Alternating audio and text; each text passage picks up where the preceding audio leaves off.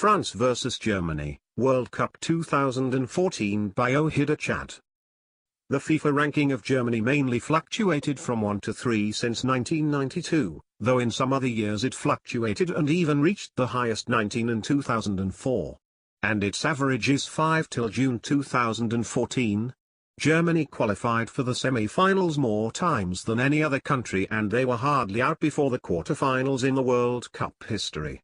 Despite all these astonishing rankings, the fans hardly show their overwhelmed enthusiasm to Germany compared especially to Brazil and Argentina. There are quite a few reasons behind the scene what I had tried to discuss in my previous write-up entitled Choosing and Making a Sports Team Favorite, a FIFA Perspective. The opening few minutes was totally stunning for the exclusive domination by Germany over France. But then France started taking over possession. Fortunately, Germany did not take time. Germany led the match by 1-0 in the 13th minute. Here, it may be worth mentioning that Germany's common trend is to turn themselves pacified and intimidated after leading any match.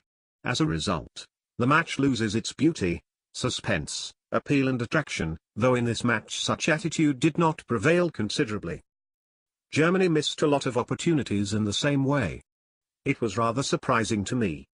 They attacked through in between the bar and the line and at the end cut back in search of a German in front of the goal. Every time it was so fast in attack that few players reached the area of the goal.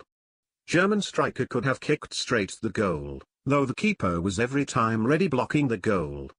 Otherwise, one or two German strikers should have reached there and taken the position. But alas, the same mistake was committed every time of the attacks.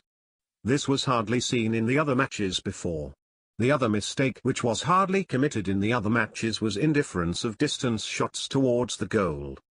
There could have been a number of shots from around the box even when the goal line was clear. There are different advantages of long shots. The keeper may be intimidated, there will be wide chances of corner kicks, and there may also be failure of the keeper, especially when the shots are powerful or right near the bars. French Benzema played astonishingly well and indescribably superb.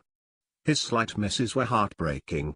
In the 11th minute a cross to Benzema right before the net was picked off by a German defender instead. However, Germans Hummels did not miss the opportunity a couple of minutes later. German Toni Kroos' corner kick was a great chance for Hummels, who headed it dexterously. It was impossible for the keeper as it crossed just below the crossbar. So early in the 13th minute Germans lead 1-0 devastated the French players, who seemed a little dazed and looked disorganized at the moment. A dramatic scene was viewed in the 24th minute. It was a great miss for Germany indeed. A pass to Miroslav Klose was just out of reach in the box. Then he fell down begging for a penalty, which was turned down reasonably. The gallery view in the 28th minute indicated that French fans were not optimistic at all. Now in the 34th minute they were moved, choked, and then the fans sighed with a heavy heart. A great opportunity was missed. French Valbuena came along the left side and shot the ball tremendously. German keeper Neuer saved it, but immediately the ball deflected to Benzema, whose shot was also blocked, followed by a corner kick which was also headed over the crossbar by German Sakho. Then again in the 42nd minute Benzema was alone in the box and rightly tried to head a cross, but no way. It was blocked.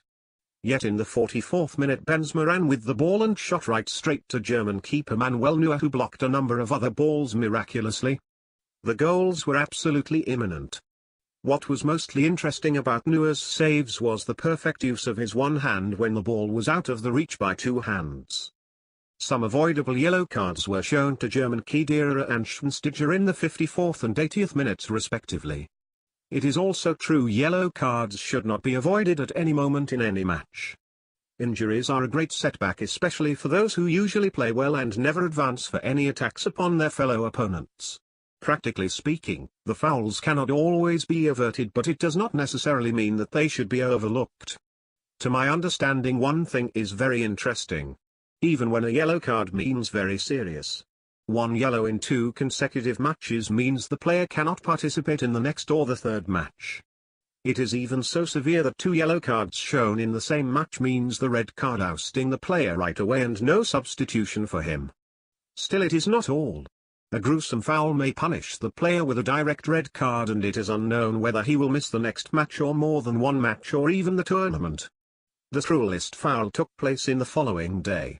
Belgium player flew high in the air and dashed on the back of the most innocent and best striker Messi, who was diagnosed with a fractured vertebra and ruled out of the World Cup. Two interesting things have been marked. German Olivier Giroud was heard yelling "My face. My beautiful face."